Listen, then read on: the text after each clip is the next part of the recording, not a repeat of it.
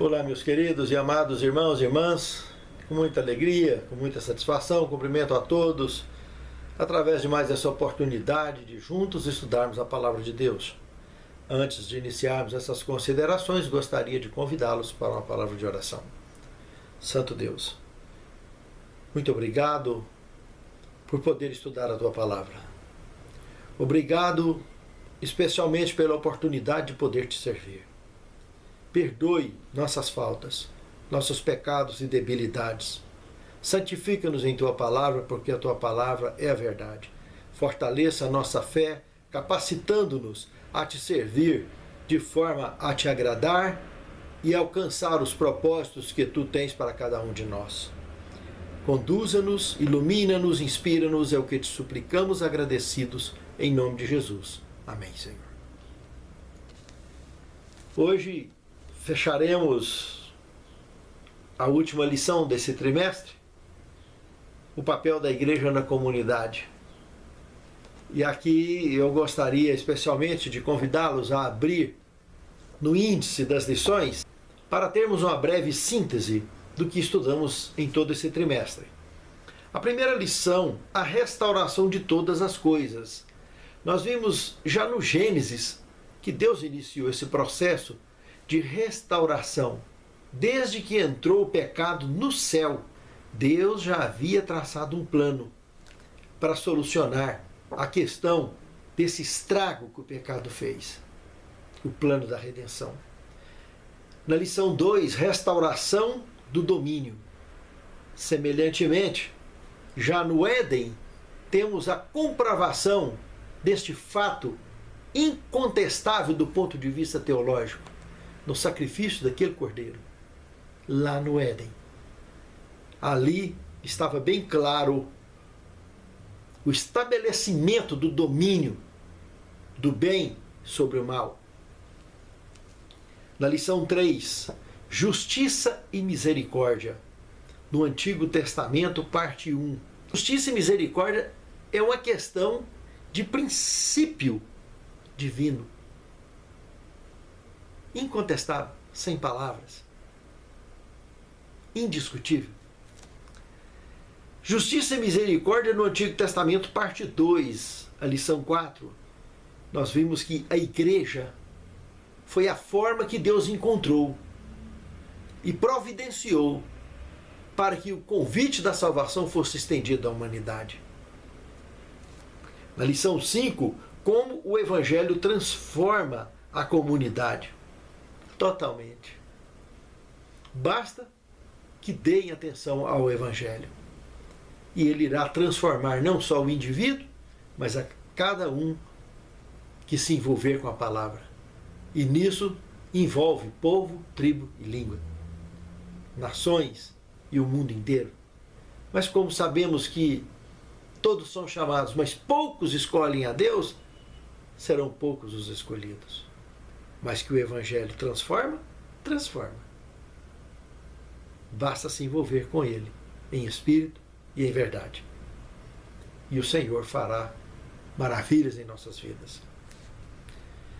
Jesus se misturava com as pessoas, lição 5, amorosamente, sem restrição, sem reservas, pronto para amar e ensinar o verdadeiro amor.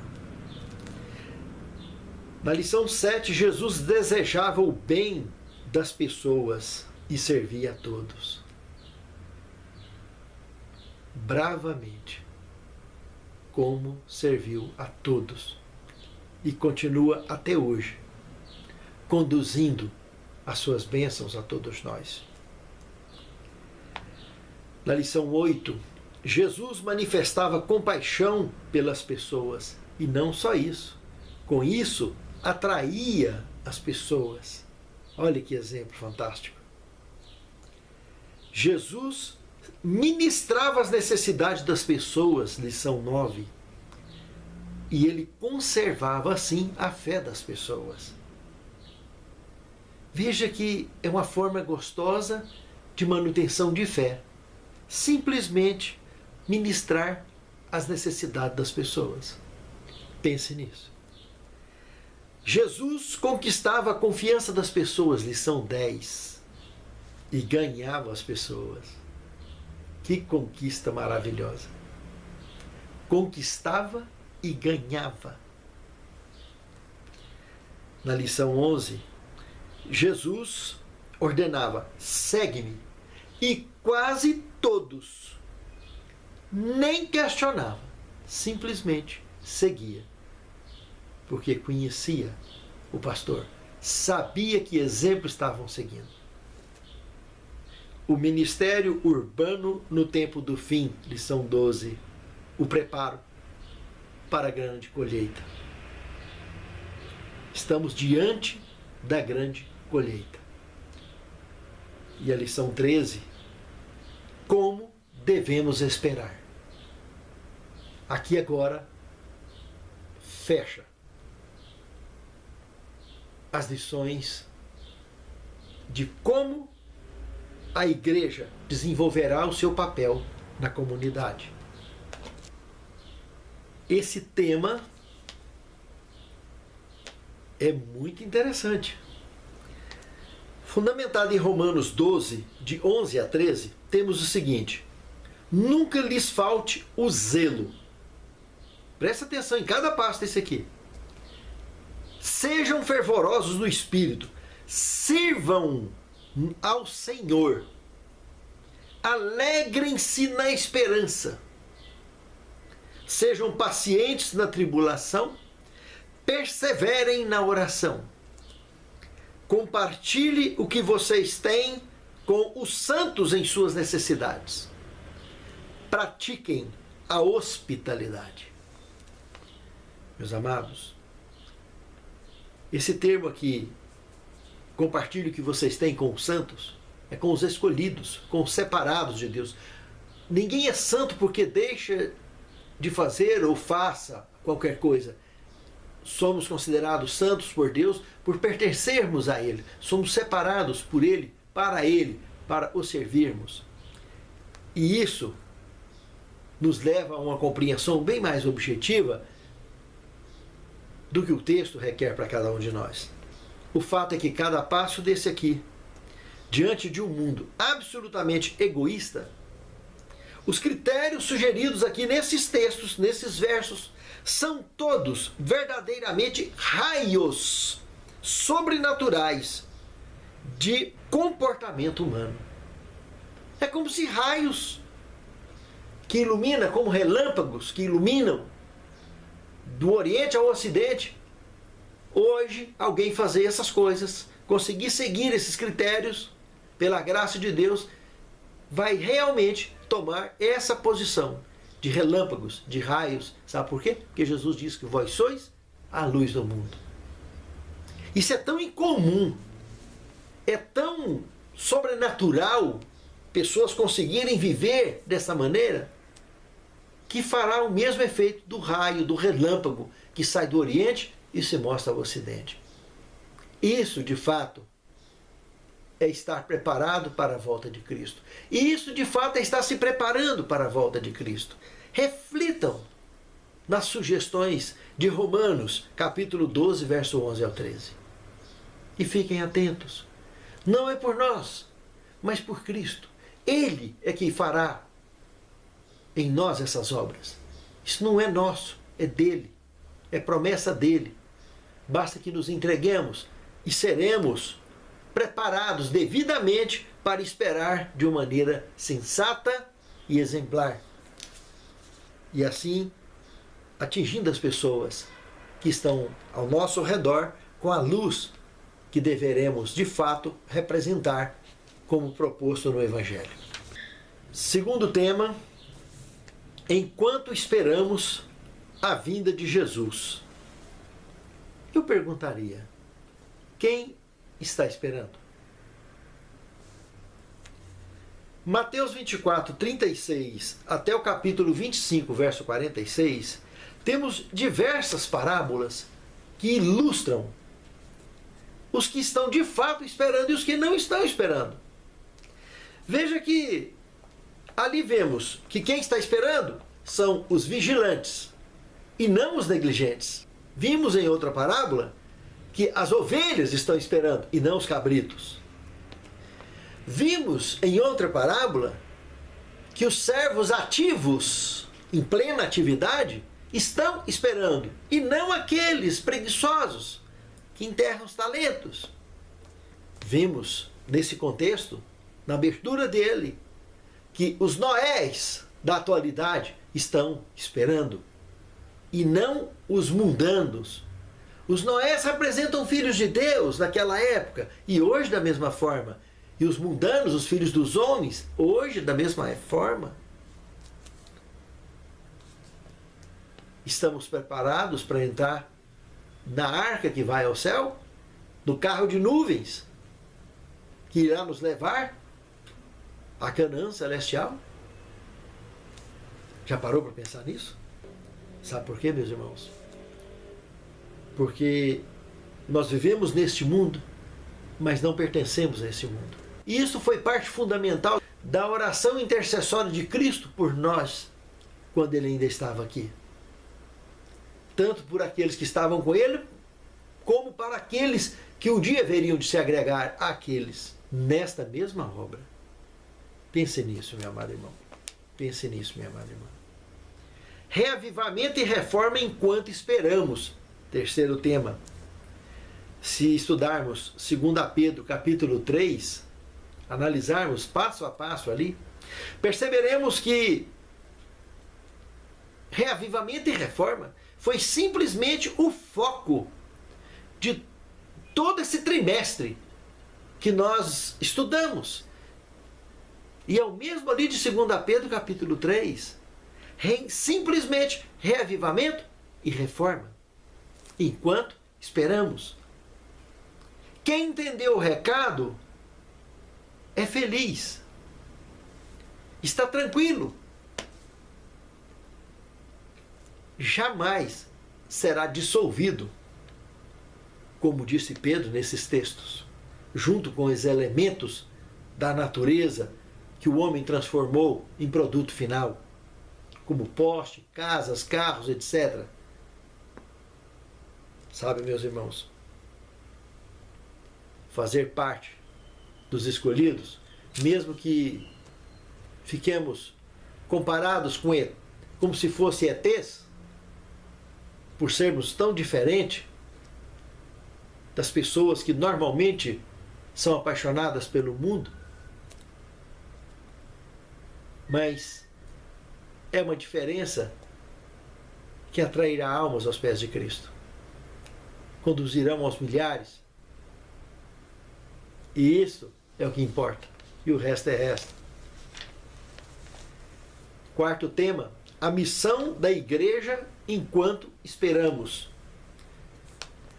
Analisando Tiago 2, de 14 a 26, ali nós vimos que, em suma, o Espírito Santo diz nesses textos que fé sem obras é totalmente zumbitismo, é totalmente diabólico, é simplesmente a especialidade de Satanás. Fé sem obras. E ao ler nesses textos e orando ao Senhor, deveremos suplicar por poder para que a nossa fé seja acompanhada por obras, antes que seja tarde demais. Do contrário, estamos semelhantes a zumbis sobre a face da terra, dentro da igreja, nos púlpitos, em qualquer lugar. Simplesmente zumbis espirituais e reais, porque mortos pelas obras deste mundo, e jamais como pessoas de fato vivas, ativas, porque a verdadeira fé gera obras. Obras de arrependimento, obras de reforma, obras missionárias, obras de campanhas e campanhas em prol da pregação do Evangelho, para a honra e a glória de Deus. Obras de misericórdia, obras de amor, obras de assistência social, obras de quem de fato ama e é amado por Deus. Quinto tema: preparação para a colheita final enquanto esperamos. Seria importante se lêssemos João capítulo 4, verso 35 ao 38. Mas eu gostaria de destacar o verso 36. Quem ceifa está ajuntando frutos para a vida eterna. Presta atenção no que Jesus falou.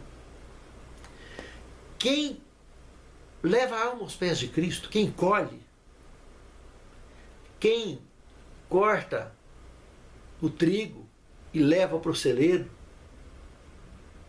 está livrando o trigo das ervas daninhas, está livrando... Gente, observem. Quem se envolve com a obra de Deus, com a colheita de conduzir almas aos pés de Cristo, esse está juntando fruto para a vida eterna, em qualquer época que ele tiver vivido. Em qualquer época que ele viva.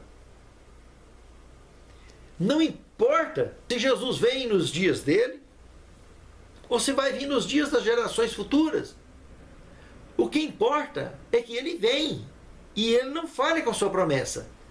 E quem se envolve na obra missionária, com a colheita, especialmente com a colheita, é alguém que se envolveu com o plantio. Não importa se é o Apolo, se é o Paulo, ou quem quer que seja que irá colher, mas se envolva. Envolveu com a obra, está envolvendo com a colheita de Deus, não com a nossa. Porque Ele é o dono da roça. Precisamos de nos envolvermos. E deixa que Ele faz a obra em nós. Ninguém deve esperar sentado. Deve esperar se envolvendo na grande seara do Senhor. Até o tempo fechar. Porque a hora que o tempo fechar vai cair a chuva serôdia, a última, para a colheita. E o resto o Senhor fará. Sexto tema, a espera terminou. Quando cair a primeira praga, sabemos que ali encerrou o assunto. A porta da graça fecha definitivamente ali. O santo que se santifica ainda mais. O limpo que se limpa ainda mais. Mas o sujo que se suje ainda mais. É o que está revelado em Apocalipse 20. Ali, nesse dia, Jesus estará voltando. Apocalipse capítulo 18, verso 8, diz que em um só dia, e esse primeiro dia, sabemos que é o dia do milênio, é o primeiro dia do milênio, cairão as pragas sobre a face da terra. E esse dia é literal, como o milênio é literal. Sabe, meus amados, a diferença entre a mulher pura e a mulher impura, a mulher pura de Apocalipse 12, a mulher impura de Apocalipse 17, é que cada uma tem um foco. Uma de buscar a pureza em Cristo e a outra de buscar a imundícia no pecado e em Satanás. Sabemos que em todas as duas famílias, das puras e das impuras, temos gente salvos e perdidos. Apocalipse 18, de 1 a 10, vem o alto clamor suplicando Deus para que os que estão em estado de embriaguez babilônica, tanto dentro da verdadeira quanto fora, que o estado é um só, ele diz: sai dela, povo meu, para não ser participante das suas pragas, dos seus pecados e do seu juízo, antes que seja tarde demais. Hoje é o dia de ouvirmos e sairmos desse estado babilônico de prostituição espiritual, de prostituição religiosa, e vivermos de fato a fé genuína como apresentada no Assim Diz o Senhor. O sétimo tema: cada alma justifica cada gota derramada no Calvário. Em Testemunhos para a Igreja, volume 9, página 189, temos o seguinte: se nos humilhássemos perante Deus e fôssemos bondosos e corteses, compassivos e piedosos, haveria 100 de conversões à verdade, onde agora há apenas uma. Bondade, cortesia, simpatia, amor. Que Deus nos abençoe, meus amados. Que possamos respirarmos essa expressão da palavra de Deus. E que o nosso papel como igreja na comunidade possa refletir a expressão do amor de Deus. Sermos de fato vistos e reconhecidos como luz no mundo e sal da terra. Santo Deus, muito obrigado pelas orientações que nos concedestes durante esse trimestre sobre o nosso papel na comunidade. Nos agregue, Senhor, conhecimento necessário e suficiente fé para cumprirmos com os desígnios que Tu tens proposto para o Teu povo nesses dias. E que naquele grande dia, sem faltar ninguém dos que aqui estão estudando esta palavra, possam ser contados entre os salvos que marcharão para dentro dos portais da cidade santa. É o que te suplicamos agradecidos em nome de Jesus. Amém, Senhor.